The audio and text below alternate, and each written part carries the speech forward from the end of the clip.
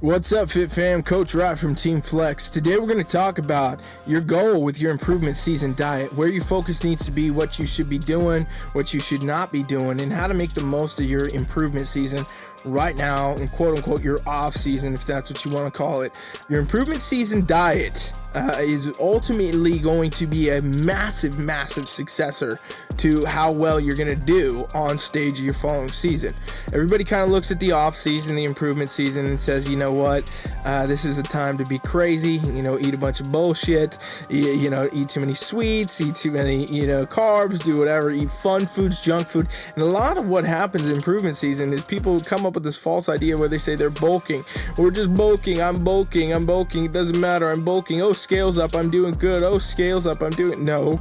A lot of times what you're doing in this season is you're getting fat. Big friggin' surprise. All right, I'm gonna be straight up honest with you. I'm gonna be straight to the point with this. You're honestly getting fat in a lot of ways if you're doing your improvement season incorrectly. It doesn't make sense that you take such a finite approach to how you do your training, your nutrition, your cardio, all that when you're in prep, and then as soon as you go off season, improvement season, well, it's gone out the window, and now you think it's this time to kind of, go off the rails and do all that and clean it up later. Because all that you will have to do is clean it up later, by the way. If you go gain 30, 40 pounds of body fat in the improvement season, which is not uncommon. People do this all the time. People gain 15, 20, whatever, 30. I've seen it, and it is not something pretty. It is not something fun to have to clean up when you got to go back, because you're just basically guaranteeing yourself that you're going to have to diet harder for longer, doing more cardio and everything else, right? So the improvement season diet is ultimately a really good time to actually take a super focus at, okay? Almost treat it more intensely than you do a prep. And I know that sounds crazy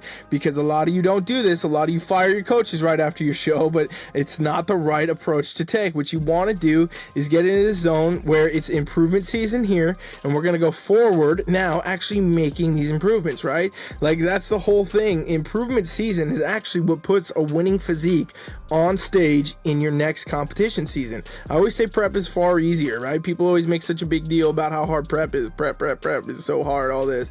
No, it's really only hard if you've done a really shitty improvement season, and it's really not that big of a deal to go into a prep anyway if you've done an improvement season correctly, right? Like, realistically, an improvement season should put you in a spot where you've built the muscle you need to build, you've maintained a good conditioning, you didn't gain a bunch of body fat, you've let your hormones and your metabolism get to a nice, even ground boosted level, and you're in a spot where you're loving your life, feeling good, you got a nice routine going, everything is there, and now you say you want to go prep, okay? So prep becomes, a little bit more fine-tuning on the diet, lean out a little bit more, and you're on stage. It's not at all, this miserable thing that you hear so many athletes talk about. You'll hear this all the time. People talk about how miserable prep is. Well, I'll tell you, it happens for a few reasons. A lot of it comes from how bad your improvement season was, and also, bad coaching tactics, but that's a topic for another video that we'll get into. Can't go all there today. We'll be here for like 3 days, but the point is, if you don't do the improvement season right, it just means your prep season becomes cleanup season, right? Like, you got all this. It's like if you were going to clean your room, right? You take your bedroom, and every single day you threw some trash in your room, and you're like, okay, I'll get it later, no problem, and you just kept doing it every day. Oh, I'll get that later. By the end of a couple months of doing that, or a year or something, right, your whole room's full of bullshit, and you'd have to go then take it all out at once, and it's going to be a long task, hard task. It's the same with gaining body fat and being off track in the improvement season, right? If you go off track, you mess up all these things. You mess up how much body fat you have, your conditioning. You probably won't build as much muscle as you need to, because believe it or not, just eating more bullshit food does not build good muscle. And also, you're going to have the spot where your metabolism, your hormones, and all that probably got messed up more than anything versus actually, where you could have fixed them, worked on them, improved them. So your improvement season time needs to be your ultimate focus to actually take better precedent in that. Like, I'd rather honestly have a competitor come in and train with me through the improvement season versus a prep, to be honest with you. They'd be a much better competitor to actually have just done even that eventually, because the improvement season coaching and the training is so important. And on Team Flex, for example, we train athletes 365. Like, that's what we're doing. We're cranking this out where there is no off season. season. I don't believe in off season. I hate off season. I mean, I don't even like the thought of it.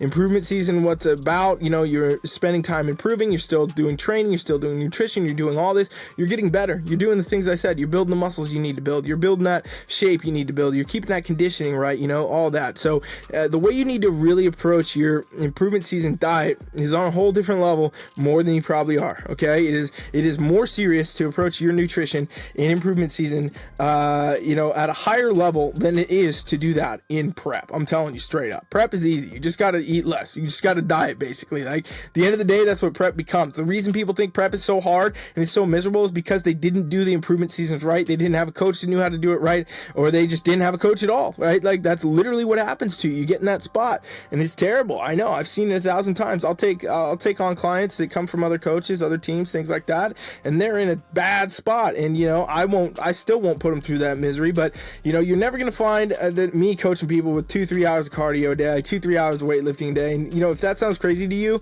this happens a lot in this industry. And starvation diet, calories, low calories, all this 800 calories a day is what you get. Go have fun. Go sniff a piece of toast. It doesn't work, right? So I don't do that anyway. But I mean, I see it all the time and I hear about it all the time. And you can't open social media without seeing somebody talk about how messed up they got on prep. It just doesn't. It's out there. It's everywhere. So here's how you need to approach your improvement season training and nutrition. In my opinion, is your nutrition has to match your training, whatever you're doing. If you got to make an improvement here, you got to build muscle, you got to do all that, right? So that might be that, okay, your feedback from judges or from your coach, if you haven't been to stage yet, was that, hey, you know what, we got to build some muscle. So your improvement season should be fully focused on building muscle, which means that we want to get that nutrition right to build muscle. My suggestion for doing this is reverse diet. Okay, recomp kind of style, reverse diet. I'm not going to go into recomp all in this video. It's way too long. If you want to learn more about that, subscribe to this channel. I'll do a lot more content on that. We've done some before too, but reverse diet for the most part is the easiest way to approach this, right? So you take wherever you were dieting and you add calories back in slowly, strategically, and in the right macros based on your progress. Okay, this means that you do this at a slower pace. It means when your competition is over, you don't run out and go on a bender for 3 months and come back later and try to cut 30 pounds of body fat. It means that you say, all right, well, maybe I'll have something, to celebrate tonight, a little cheat meal, and then I'm back on track tomorrow and I'm going to reverse my calories up. So it involves adding calories in slowly, strategically, based on your progress. You want to do this to avoid adding too much body fat. If you do this correctly, what ends up happening is the body starts to adapt. It works a lot better with you. It works with you for these goals, and you get to the spot where you're building lean, quality muscle mass without adding a ton of body fat. This is the most ideal, right? Because you can basically add minimal amounts more body fat and add a lot more muscle, and then you say prep and you're like, wow, what happened, right?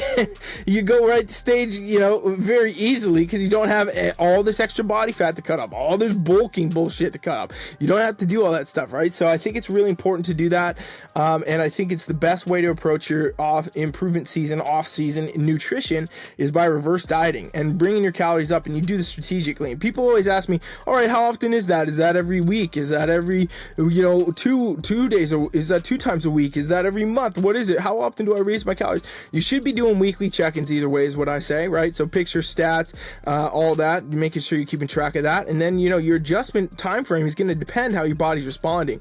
Obviously, if you're going into your improvement season, you're raising calories, and all of a sudden you're gaining a lot faster than predicted, you don't want to be bringing calories up that much more, right? Like, you want to kind of let the body adapt with it before you raise more. And alternatively, if you're raising them and nothing's really changing, you probably want to push a little bit more in there. Every person's different. I can't tell you straight through this video or this audio what you're going to be able to do with it, like straight out the gate. You got to assess for yourself, kind of see where your progress is, what's going on. Are you adding more body fat? If you're keeping stats, you're taking measurements, you're testing your body fat, you're taking scale weights, you're looking at your pictures, and you're doing, very consistent check-ins where you can see the same lighting, same time of day, same this and that. If you're doing all that, then you'll be able to know better what's working and what's not, and when it's time to bring it up, right? And so there is no do it every week, do this and that. If you do for some people, you do it every week, it'll work perfect. For some, you do it every week, bring up calories more, they're gonna gain tons of body fat and will be not ideal in any way. So you really got to work with yourself as an individual and see where you're at and kind of work from there based on your progression. That also leads to, guess what, very high calories eventually. Okay, a lot of athletes on Team Flex, for example, you'd be blown away to see the amount of bikini competitors, wellness athletes on Team Flex that are training, that are eating, you know, up to 3,000, 4,000 calories per day. Okay, that's insanity, right? There's dudes probably listening to this, guys out here that are, you know, bigger, and they're listening to this and they're eating less than that because they never did the work of the improvement season, you know, the metabolism, the reverse diet, all that stuff. It didn't get in the right spot. And so, you know, you can get there too. There's a lot of, it's not unattainable. You know, it's not like, oh, this is only a freak amount of people that get to that. No, it's the people that do the actual improvement season and the reverse dieting and everything correctly. Those people that do that get to those levels. It happens no matter what, right? If it hasn't happened to you yet, you're probably doing too many shows, you're not taking long enough improvement seasons, or you don't have good coaching and things like that, or you have no clue what you're doing with your reverse diet. So those are the real options. But if you do this right, you get to that. So imagine that you take somebody who's going to compete in bikini and they're eating 4,000 calories a day, something like that, and they say, okay, I'm going to go and prep, I got 12 weeks. Okay, you cut the calories down just a bit, right? Like when I'm cutting calories on Team Flex, we're not doing it to a crazy astronomical level. We're just doing it, you know, here's a little drop, we're going to bring that in, and let's see how things progress. We want to burn mostly body fat, not muscle, right? So we're not going to go too extreme and too crazy.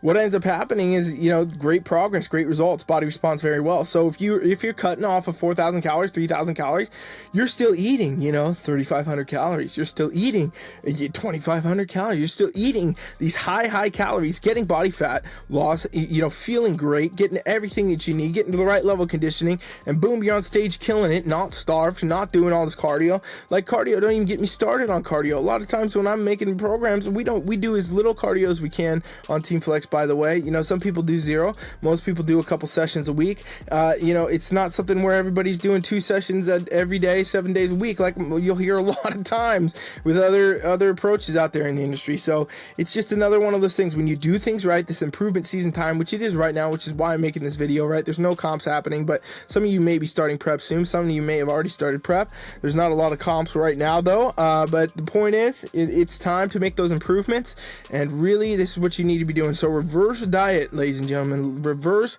diet. And if you need help with your reverse diet, reach out to me, okay? Send me an email, ryan@teamfflex.com. Send me an email. That's me personally, and I'll talk with you about your reverse diet. I'll help you out as much as I can. I mean, I'm not trying to sell you nothing, not pitch you nothing, not do anything. I'm giving you my personal email here to reach out to me with your questions on reverse diet, because I'm telling you, it's my goal to see you all be successful. I want to see you get to the top. I want to see you do what you're doing no matter where you are. If you never give me $1, I love to see you win no matter what, okay? So let me help you with that. If you need help, send me an email, and otherwise, make sure you guys are subscribed. We got tons of other great content coming here. I just had to jump on here today and talk about this because it has been coming up, and it is the time, it is the season. It's what you need to be doing. All right, thanks for watching. Coach Rye is out.